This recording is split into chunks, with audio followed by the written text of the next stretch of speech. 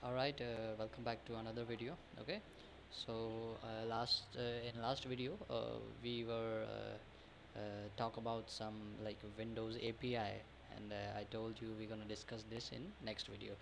So what is Windows API? Windows API is application programming interface basically. Okay, if we're talking about API, so basically जो हमारे programming का base है, जो हमारी window OS जो understanding करती है वो 0 1 में करती है या फिर जंप एक्सऑर लाइक असेंबली में. ठीक है. सो जो प्रोग्रामिंग हम बेसिकली करते हैं, जो कंपाइल हमारा कंपाइलर करता है फाइल्स, बेसिकली कंप्यूटर की अंडरस्टैंडिंग की लैंग्वेज में करता है, जो कि अंडरस्टैंडिंग लैंग्वेज है ज़ीरोज़ और वंस में. ठीक है. और human read we can say that is we define as assembly language, which is jump, XOR, call, move. These are the syntax I'm talking about.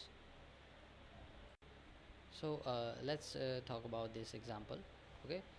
Let's say we like programmer provide a bunch of these are the functionality, advanced functionality. Okay. Made by the programmer. Okay. Let's say we want to download something from the URL, and let's suppose we write the program in C or C++, and we want something to download. Okay, URL. So what we need exactly, we need a URL. Okay, and we need a file. What file? And we need a out file, that what outputs are gonna be, and the file names. Okay. So basically the idea behind that the for example Microsoft said, like, if you want to use these download functionality, you need to give the particular files, like API calls I'm talking about here.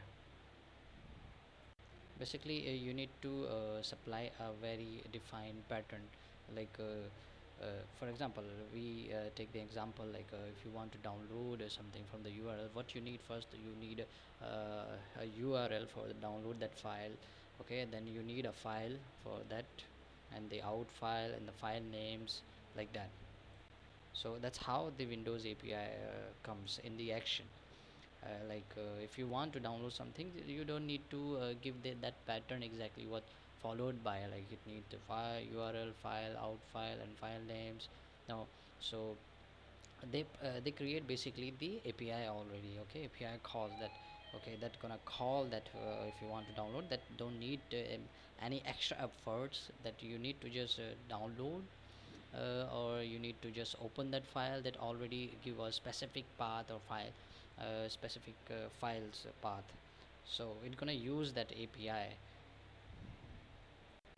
So what basically the programmer, what when a programmer programs in C or C++, basically, so what they do exactly, they just import that, you ever heard about what kind of library they import, what kind of functions they import in their programming language. For example, let's say Python, if you want to use some kind of library, like system, you need to import system, you need to import math. So that's how the imports functionality comes in the action. So these are the API calls basically.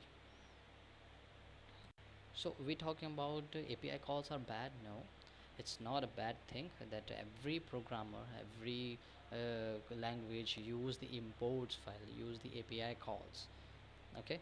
So basically you can find out in Google's what basically the API stand for. Okay. So the every programmer, when they develop any kind of the software, they need to import something as API, Windows API. I'm just talking about the here only Windows software, Windows API calls. Okay. So what I mean here, if the programmer can use that to program any kind of the program to imports API calls, I mean they can add the imports, and they can make the program using that API calls import. So yeah, the hackers, the malware writer also can use these functionality, use these imports sections, can be used as to create a malware basically. Okay. So And the idea behind of that, if you're creating any kind of malware, yeah, you need to specify your imports file.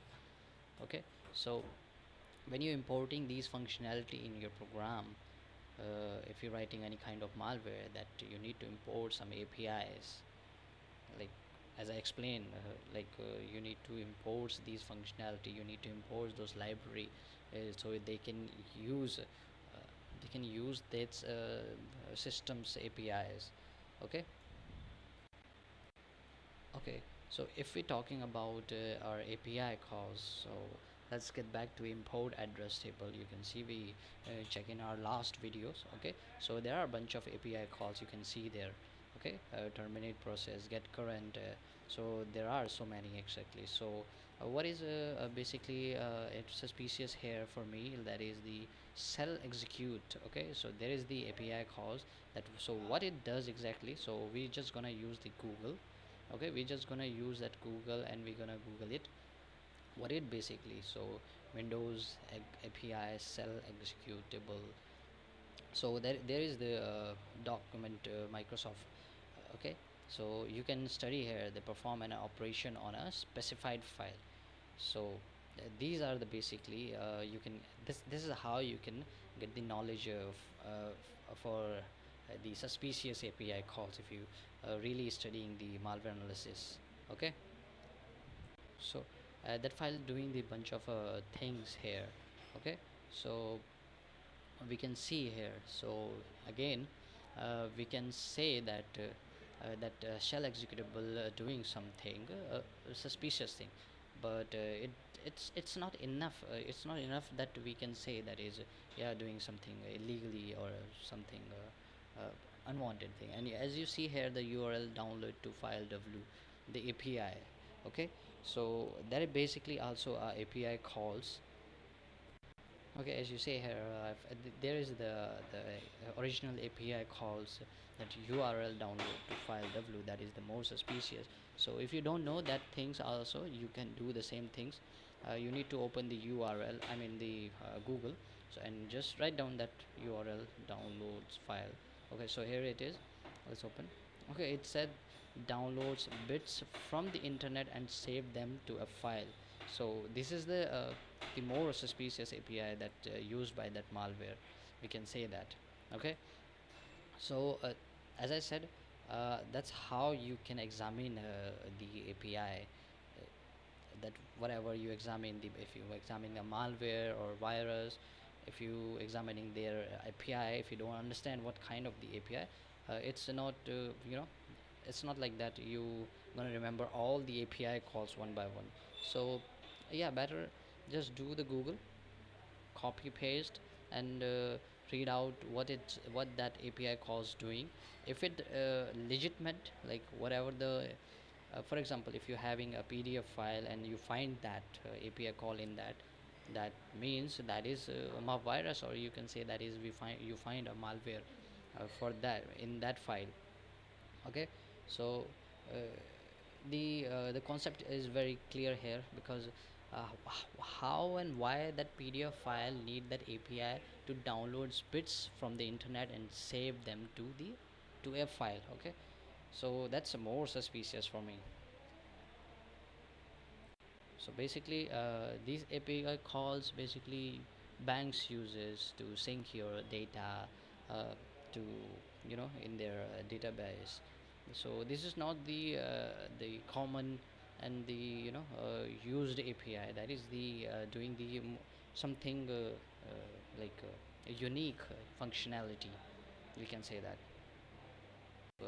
So we can say that this file is actually downloading something from the internet, and we can say that that is the second stage of the malware.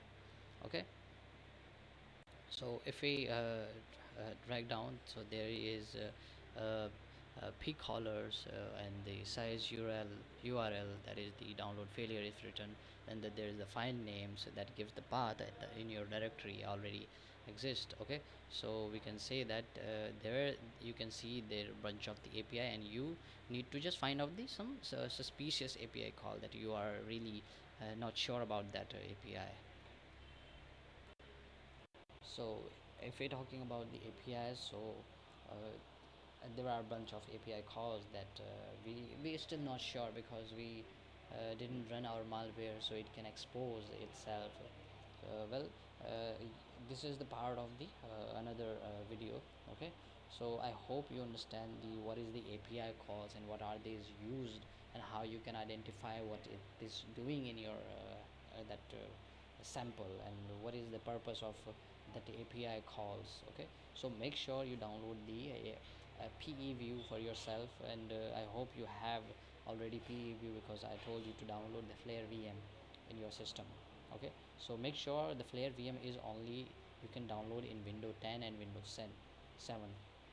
So okay, so I hope you done your the isolated lab already, and we're gonna do further the examine, and I'm gonna explain that what else we information can found that can be the we can say the suspicious and you know that we can say yes, this is file is doing something misleading things in our system. Okay, so we will see in next video how we can use the more information. Okay, okay, meet okay guys, let's meet in another video.